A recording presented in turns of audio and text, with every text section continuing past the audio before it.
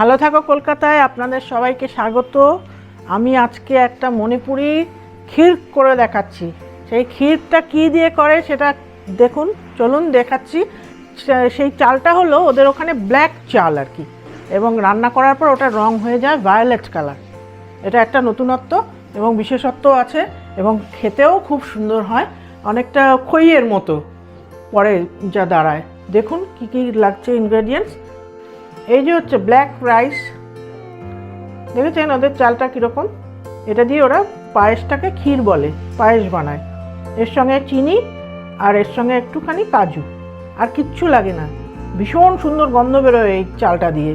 চালটা ধোয়ার পর দুধে ফেলে দিতে হয়। দুধটা বসিয়ে দিয়েছি, দেখুন চালটা ধুয়ে নিচ্ছি। চালটা ধোয়ার পর দেখুন এরকম হয়েছে। এবার এটাকে, দুধটা গরম হয়ে গেছে, এর মধ্যে ছেড়ে দিচ্ছি।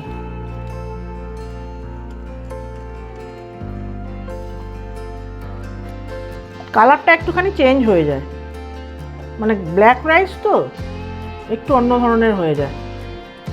একটু নেড়ে দিই, দরকার পড়লে একটু যদি ক্ষীরটাকে একটু ঘন করার জন্য এই যে অমূল্য আছে এটা একটু দিয়ে দেব। অনেকক্ষণ সেদ্ধ হতে সময় লাগে, এইভাবে বসিয়ে রেখে দিতে হবে অনেকক্ষণ সেদ্ধ হওয়ার জন্য। মাঝে মধ্যে দেখতে হবে, ঠিক আছে? দেখতে থাকুন।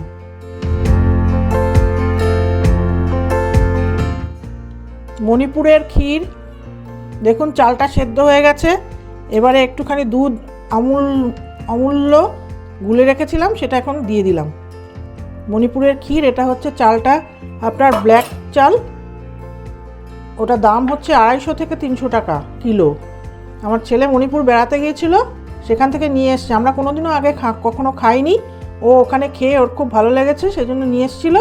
এবার আমরা রান্না করে এটা দেখছি, অদ্ভুত ভালো। আপনারাও রান্না করে দেখুন, দারুণ লাগবে, কিচ্ছু লাগে না। এবার চিনির পরিমাণটা এরকম দিয়ে দিচ্ছি, সঙ্গে দুটো নকুলদানাও আছে। মোটামুটি হয়ে এসছে। আর একটু এরকম নাড়ার পর কাজুগুলো ছেড়ে দেবো। কাজু না দিলেও হবে, কোনো অসুবিধা নেই। শুধু এমনি তৈরি করে রাখলেও দারুণ খেতে লাগবে। এর একটা আলাদা সেন্ট আছে। এখন শুনছি বিগ বাস্কেটেও এটা পাওয়া যায়, জানি না সঠিকভাবে। মণিপুরি ক্ষীর তৈরি হয়ে গেছে। আমি এক বাটিতে করে আলাদা করে তুলে দিয়েছি, আর ওপরে কাজুগুলো ছড়িয়ে দিয়েছি ছোটো ছোটো করে কেটে। খেয়ে দেখবেন, দারুণ সুন্দর লাগে খেতে। ওরা চালটাকে ধুয়ে নেয়, এমনি ছেড়ে দেয়, কিন্তু আমি চালটাকে ধুয়ে দিয়েছি।